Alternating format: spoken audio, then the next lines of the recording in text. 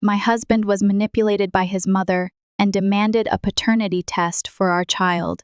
I agreed, but my mother-in-law tampered with the results. I, 28F, have been with my spouse, James, 30M, name changed for privacy, for 6 years and married for the past 2. I'll start with some backstory. My mother-in-law has never been the nicest person to me, but I usually ignored it, especially in the start of our relationship. I was young and naive, and I imagined that mother-in-laws behaved similarly with their sons. When I was 22, I moved out of my family's house and haven't had much contact with them since, so I didn't have any perspective on what a healthy family looked like. I guess the events of the last few weeks have been building up for a while, and now I'm completely lost. I don't know what to do. For reference, when I first met my husband's parents, we were all out to dinner. His mother appeared kind enough at first, but throughout the dinner, she kept making comments that were targeted and underhanded. So, do you have a job of your own, or do you just live off James's money? Have you ever considered losing weight? You have such a pretty face. I think you would be stunning if you were a little slimmer. You're a great girl, but I just don't think I could ever find anyone good enough for my baby boy. I understand.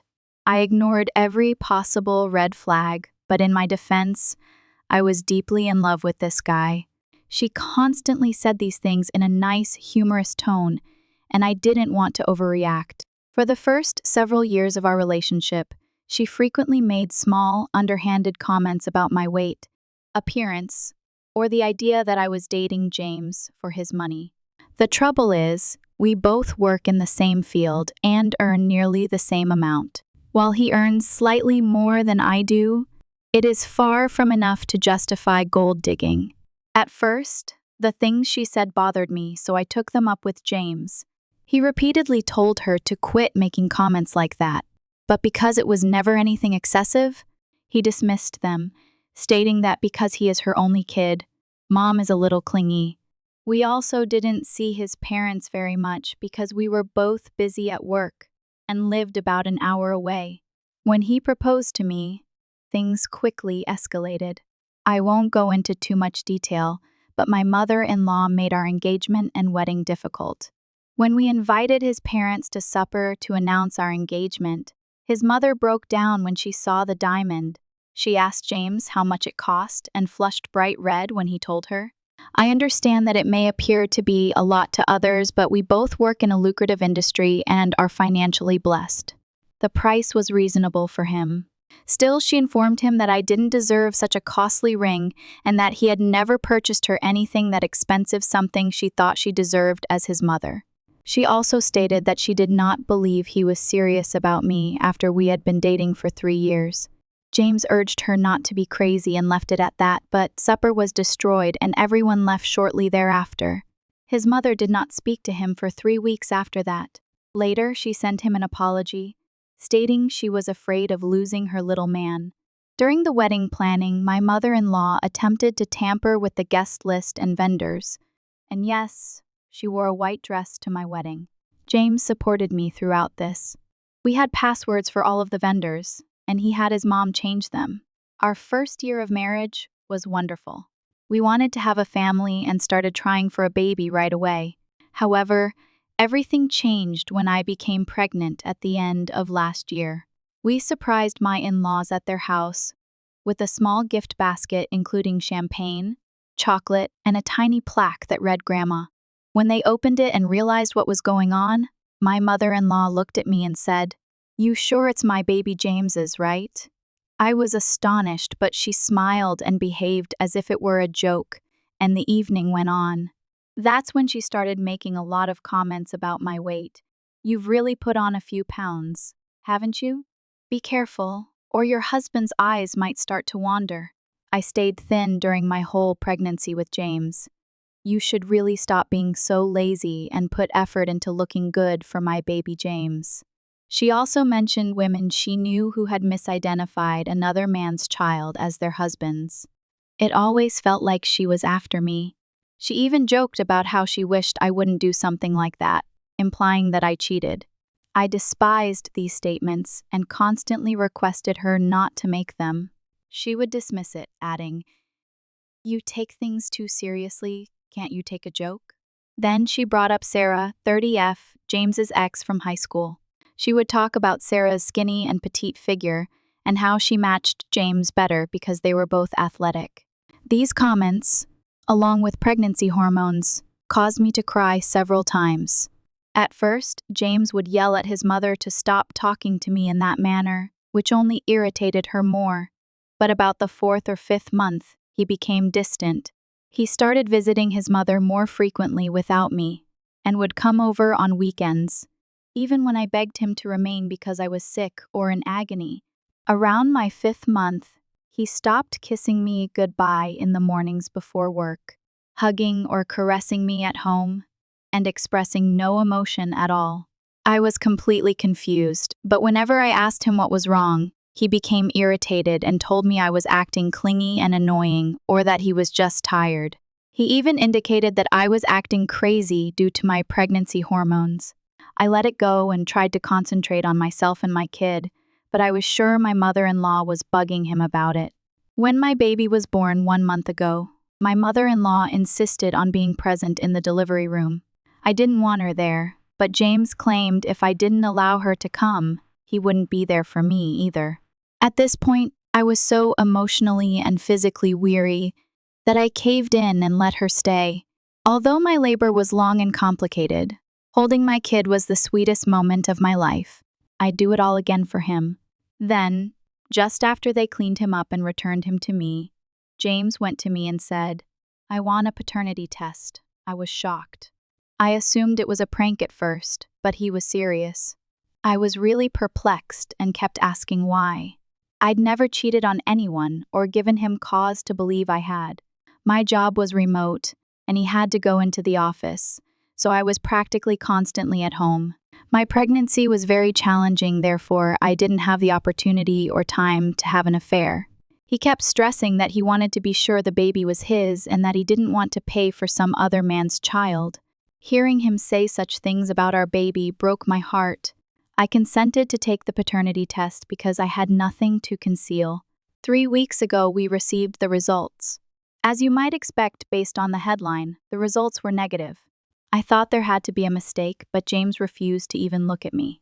He packed his belongings and left for his mother's place, leaving me home alone with a 2-week-old newborn. I called repeatedly, but he didn't answer. I texted him, saying there had to be a mistake and suggesting another test, but he did not respond. He eventually called me 1 week ago. By this point, I was a wreck, and all I needed was help with my baby. Instead of offering any comfort, he remarked, "My mother was correct. I can't believe I married a woman like you." That's when everything clicked. What did he mean when he said his mom was right? At that point, I was certain she had told him lies about me having an affair, being immoral, or something equally ridiculous. I decided to phone my mother-in-law yesterday because James no longer responded to my messages. When she answered, I told her I needed to speak with James and that he couldn't just abandon me with a 1-week-old kid after all of the issues I experienced throughout pregnancy and labor. She smiled and told me he wasn't home and that I earned what I received. That was it.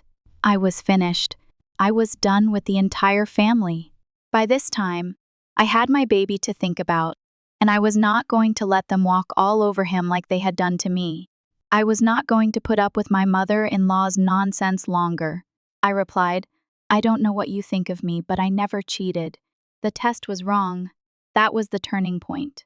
She laughed again and informed me that she already knew.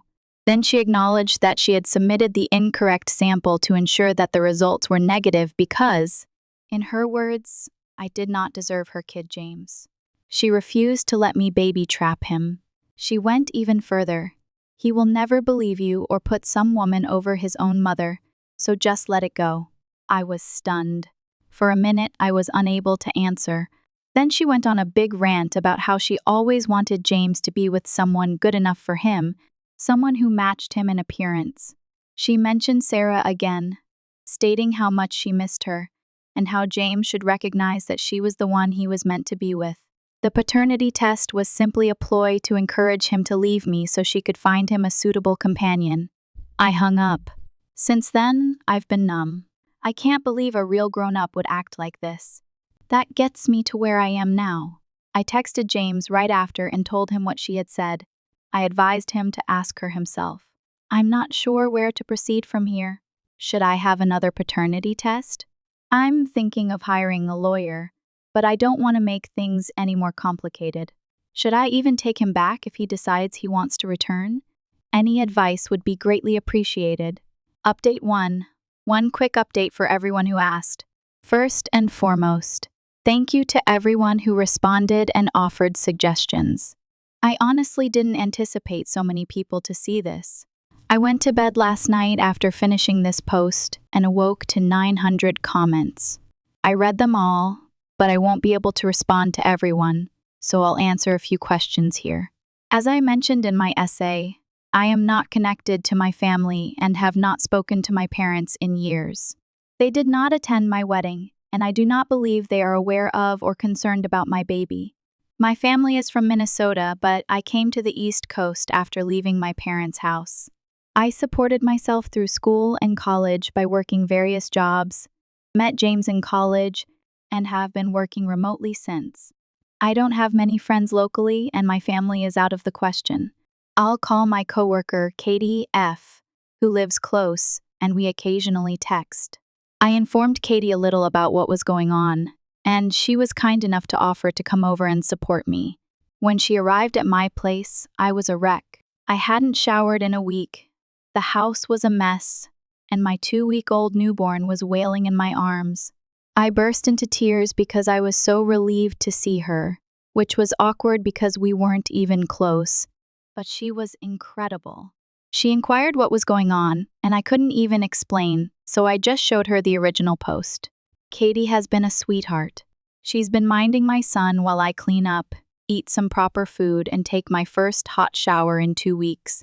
She's also been a rock for me right now and is outraged on my behalf. To be honest, it feels great to finally have someone on my side. That's it for now. Several of you inquired about my father-in-law. I never mentioned him because he isn't very talkative. I'm not sure what he thinks of me, but he's always been kind to me and normally overlooks my mother-in-law. I'm also not sure why my mother-in-law dislikes me so much, but it's not because of ethnicity or religion. As some of you have stated, we are all white and not religious. I believe it's because I'm a bit of a big girl and rather tall, but James is really fit and enjoys working out at the gym. I'm not big or unhealthy, I exercise regularly, but I'm not as small as my mother-in-law or some of James's ex-partners. That is my best guess, honestly. I'm also planning to contact a lawyer today. At this point, I don't think I'll ever look at James in the same way again. I know I want a divorce.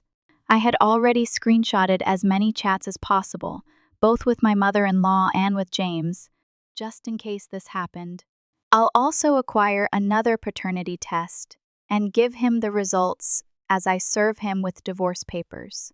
He hasn't responded to my texts yet, and at this point, I do not care. I don't want my son to have a father like him. I'm outraged that he didn't even talk to me before departing me and his son. I don't even want him around anymore. Update number 2. Hello, everyone. It's been a pretty hectic couple of months, and I've had numerous comments and private messages requesting an update, so I figured I'd catch everyone up. It's been 2 months since my previous post. James returned home about 2 days after I posted my first update. By that point, I had cleaned myself and the house, thanks to Katie, and had contacted a lawyer about divorce proceedings. James arrived early in the morning looking utterly dreadful, unshaven. His eyes appeared as if he'd been crying for 3 days. I was not expecting him. We stood there in quiet for a bit before he sobbed and apologized. I know I claimed I didn't want anything to do with him anymore, but seeing him stand in front of me was difficult. I'd loved this man for 6 years, and it was difficult to let go of everything. Hearing him apologize felt wonderful too.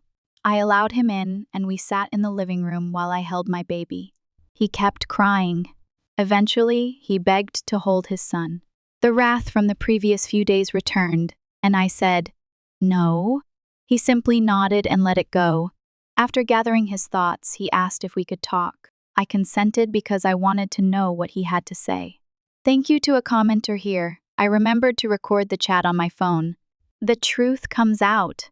He didn't want to believe it when I texted him what his mother had told me, but it continued bothering him. Finally, he chose to confront her. Of course, she denied it, telling him that I was attempting to baby trap him for money and isolate him from his family. However, my father-in-law had had enough of his insane wife at that point, and he told James everything.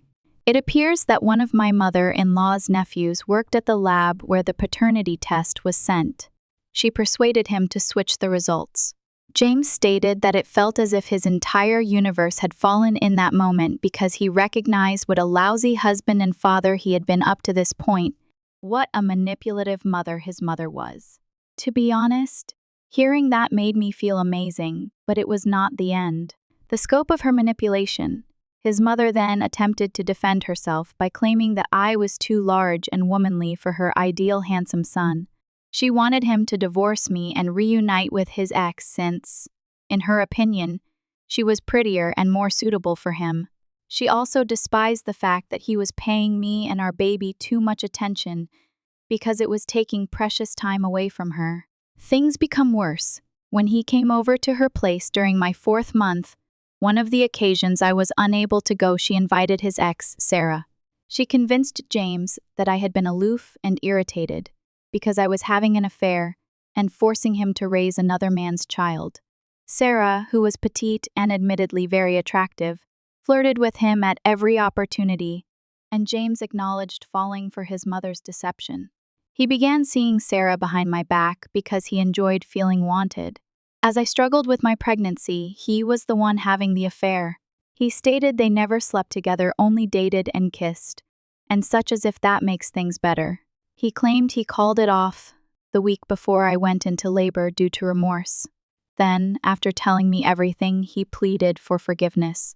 He stated that he will go to any length to resolve the situation, that if it came to it, he would remove his mother from our life for good. And for a brief while, it seemed tempting. I almost gave in. Then I glanced at my son, and I remembered everything he had put me through over the past year. How he never established boundaries with his mother, how he engaged in an affair, how he abandoned me when I was most vulnerable. I informed him that with everything that had happened during my pregnancy and after our son was born, it simply wasn't feasible. I no longer saw him the same way, and I had lost trust in him. He cried some more before agreeing to arrange a motel nearby. I also informed him I wanted to take a true paternity test again. He protested, but I insisted, so the test was scheduled for the very next day. The results and divorce. 2 weeks later, the results were returned. Wouldn't you know it, he's the father. More crying from him. Is it awful that I felt vindicated? Last week, the divorce papers were finally drafted, and I served him. After 2 months of agony, he was a wreck and attempted to recommend couples counseling before making any major decisions. But I was really done with him. I requested a 50/50 asset distribution and primary custody, which my lawyer believes will be readily granted given the facts I have of James's behavior toward our baby. James will get supervised visits on weekends, and his mother will not be permitted around my child. James stated that he will not challenge me on the terms out of guilt, and honestly, rightly so. Father-in-law steps in. My father-in-law contacted me the day James was served to apologize for not stepping in sooner. I forgive him. From what I've heard, he's always been a laid-back man, and James has also stated that he is likely to leave his wife. What about my mother-in-law? I don't know anything about her anymore. She's been blocked since the day James arrived at my door. Moving forward, I'll be moving out of our flat. While I am heartbroken and overwhelmed by how my marriage ended, I am also hopeful for the future. So, that's what's been going on recently. I probably won't update for a bit. It's time to focus on myself and my son. I'd simply like to thank everyone who offered advice and support. I'm quite appreciative. I probably wouldn't have gotten this far without it. Update 3. Wow, I had forgotten about this account. It's been a year since my previous post. I deleted Reddit off my phone and sort of forgot about it. This will be a brief update for those who wish to know the current situation. My divorce is set to be finalized next month. James abruptly decided that he no longer wanted to give me majority custody or supervised visits, so the proceedings took a while, but my attorney was a beast. With the tapes I have of his admission regarding his behavior throughout and after my pregnancy, I have a good chance of getting what I want. My baby is now 14 months old and the loveliest little boy. We moved across the state to a charming little apartment. Thanks to my job, I can spend most of my time with him. I've also begun going out more and joined a book club, so I've definitely met some new people here. The divorce, relocation, and attempting to raise my son on my own have all been difficult, but really I feel so much better without James and his witch of a mother ruining my life. I should have recognized the warning signs from the start when this man repeatedly prioritized his mother before his own pregnant wife. But you live and learn, and I will not make that mistake again. What's next? I'm not sure if I'm ready for a relationship again, but for the time being, all I want to do is be as present as possible with my son. I don't think I'll be updating again, but I'd like to add that I'm in a much better place than I was last year, and I thank everyone who has wished me well. Thank you for watching. If you haven't subscribed yet, please do so and hit the notification bell to stay updated with more shocking real-life stories happening around you.